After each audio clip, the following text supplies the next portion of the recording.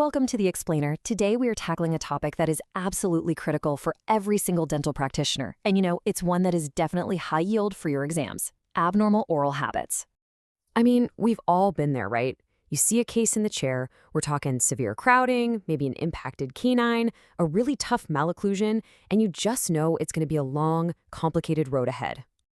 And in that moment, you can't help but ask yourself this very question. Was there a fork in the road somewhere? A point where we could have stepped in and completely changed this patient's outcome? Well, a lot of the time, the answer is a big yes. And it all starts with getting to the root cause, spotting and managing those abnormal oral habits, and doing it early. All right, let's get into it.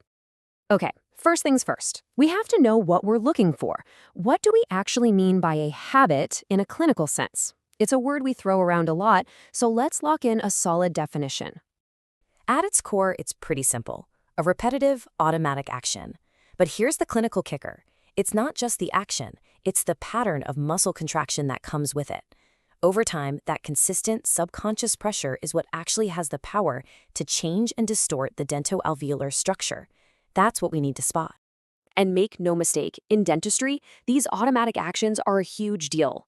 Think about it. The outward force from a tongue thrust or the inward pressure from thumb sucking, these aren't minor issues. They are major causes, major etiological factors that directly lead to the very malocclusions we spend so much of our careers trying to fix.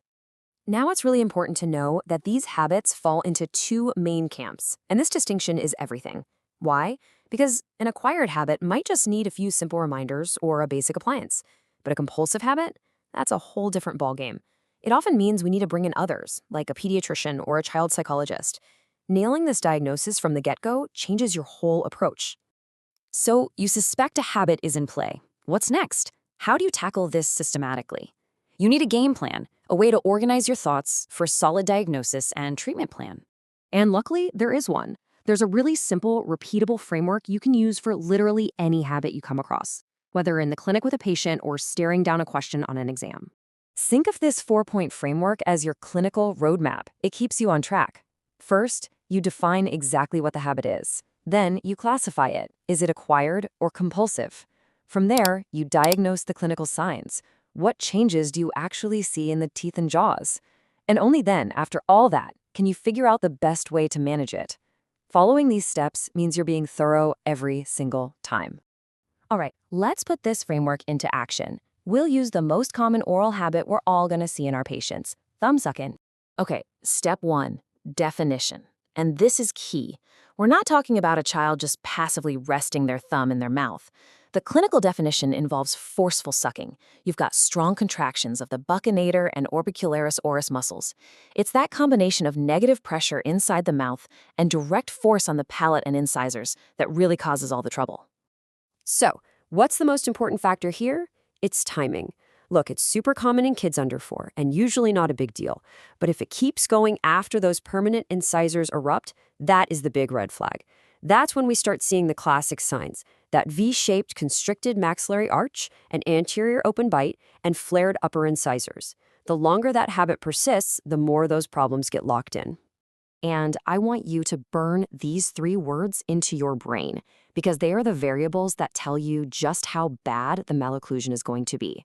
Intensity, duration, and frequency. How hard are they sucking, for how long each day, and how often are they doing it? The answers to those questions will paint a very clear picture of what you'll see clinically. Which brings us to our next step in the framework, classification. You have to figure out, is this habit active, with real force that's moving teeth? Or is it passive, where the thumb is kind of just resting in the mouth? Making that distinction is absolutely critical, because an active habit demands intervention, while a passive one often resolves on its own. Okay, so we know how to spot a habit and how to analyze it, but let's talk about the why. Why is it so important for us to step in? What are we actually trying to accomplish here? This is the heart and soul of interceptive orthodontics. We're not waiting around for a full-blown, complex malocclusion to settle in. No way. We're taking action when we see the very first signs, usually in the mixed dentition. We are literally intercepting the problem before it gets bigger and harder to fix. And our goals are really twofold. In the short term, yeah, we want to correct the developing issue, and we can often do it with simple appliances like a bluegrass or a palatal crib. But the ultimate aim, the long game, is so much bigger. We're trying to completely eliminate the need for comprehensive ortho later on. Or, at the very least, make any future treatment way simpler, and maybe even avoid extractions or surgery down the road. And I really want to stress this point.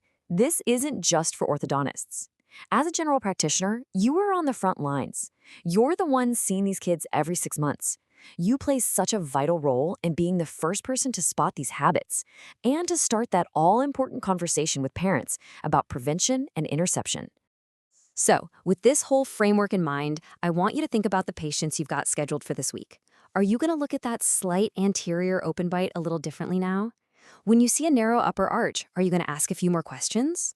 What will you notice tomorrow that you might have missed yesterday?